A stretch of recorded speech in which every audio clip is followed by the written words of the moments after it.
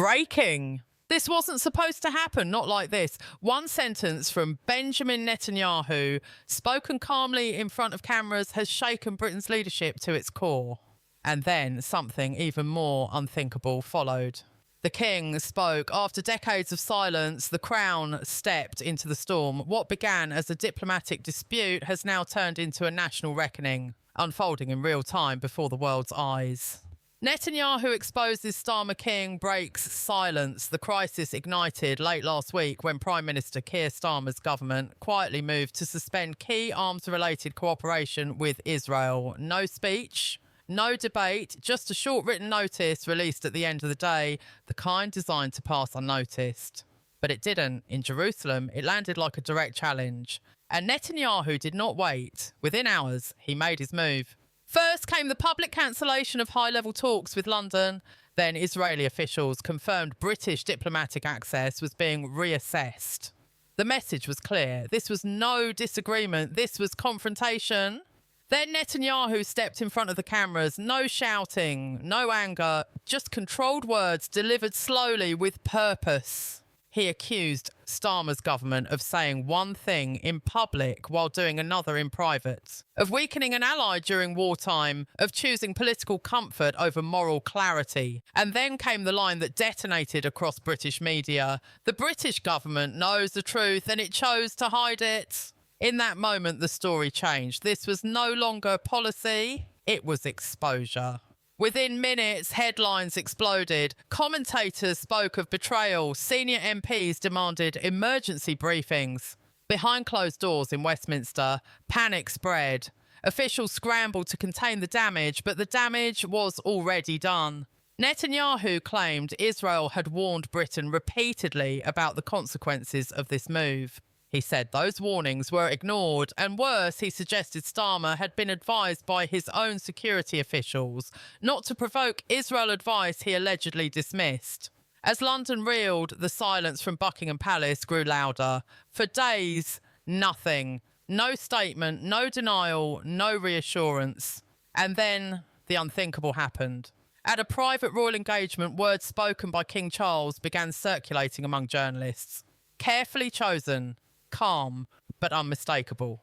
He spoke of the duty to stand by allies in moments of danger, of history judging leaders not by popularity, but by loyalty. He did not name Starmer.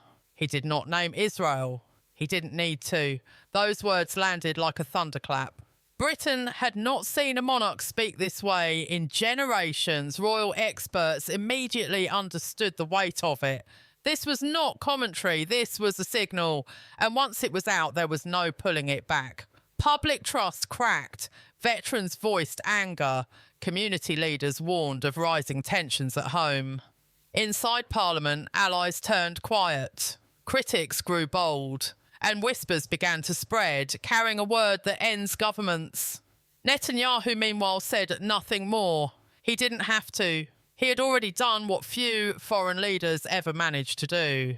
He forced Britain to look at itself, its promises, its alliances, its leadership. And now the country stands at a crossroads, watching as its Prime Minister faces pressure from Parliament, from the public and from the Crown itself. This is no longer just breaking news.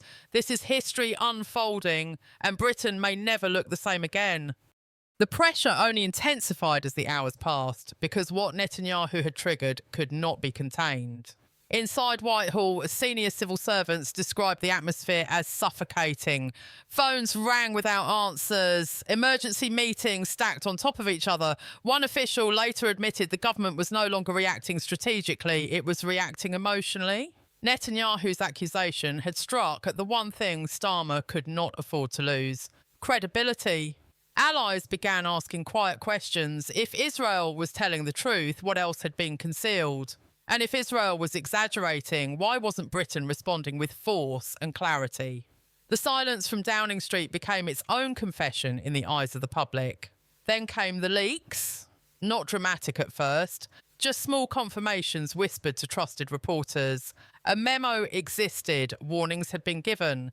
Britain's own defence and intelligence advisers had urged caution, predicting Israel's response would be swift, public and humiliating.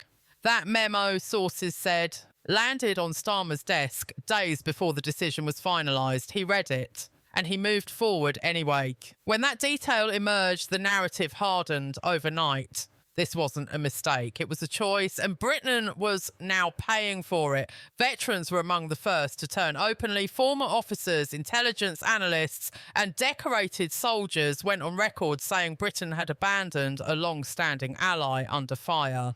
Their words carried weight because they weren't political, they were personal. Many had served alongside Israeli forces, many had buried friends. To them, Netanyahu's accusation didn't sound extreme, it sounded familiar. The phrase moral collapse began appearing again and again, not from foreign critics, but from within Britain itself. At the same time, anxiety rippled through Britain's Jewish community. Community leaders warned that international signals matter, and this one was dangerous. When a government publicly distances itself from Israel during a conflict, extremists read it as permission. Reports of intimidation and threats began circulating. Synagogues increased security. Parents worried about their children wearing visible symbols of faith. When community representatives asked the government for reassurance, they received statements carefully worded, legally precise, emotionally hollow, and hovering over all of it was the king. Palace insiders said Charles was deeply unsettled, not by Netanyahu's words alone, but by the vacuum left behind by his own government. Monarchs do not speak unless they believe the moment demands it. That is the rule. And the fact that Charles chose to break decades of restraint sent a message every experienced politician understood instantly. This was not interference, this was alarm. His words, once leaked, were replayed again and again, not for their volume, but for their meaning. Loyalty, duty, memory. These were not accidental themes. Inside the Labour Party, unity collapsed quietly. Then all at once, senior figures stopped defending Starmer on television. Cabinet members delayed appearances. One by one, supportive voices softened their language, then disappeared entirely. Donors began pulling back. Internal polling showed a sudden, sharp drop in trust, not just in leadership, but in judgment. The question no one wanted to ask out loud now hung in the air.